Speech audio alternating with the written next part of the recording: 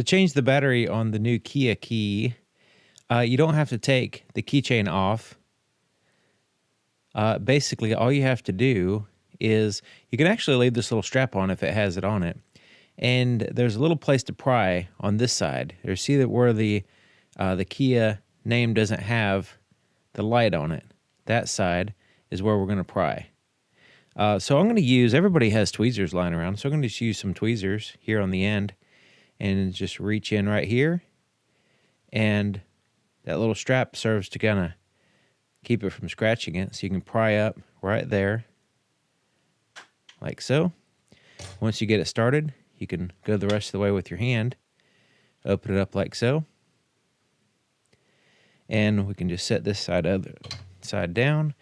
And now we have access to the battery. Now the battery is a pretty good sized battery in there.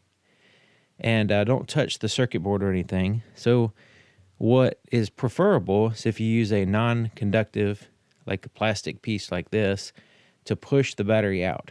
So we can kind of get in there a little bit without touching in there so much, and just kind of push it like so. Try not to push the buttons like I'm doing. And just kind of push it out the other side like that. That way you can just kind of dump it into your hand like so. Now this is a CR2450. This one's a Panasonic. And then when you replace it, you just take the numbers and letters side up, place it in there like so, and then in this case you can just use your hand and then push it in place. Sometimes you could probably use your hand to get, it's a little bit easier to get leverage when you use like another thing like this. It's non-conductive, of course, to push it out, but pushing it in is fairly easy. So then once you get the new battery in place, just take the other side and just lay it on there and snap it in place.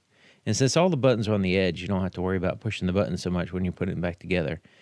So yeah, you're all done. It's very easy. Well-designed key, I think. Kia key.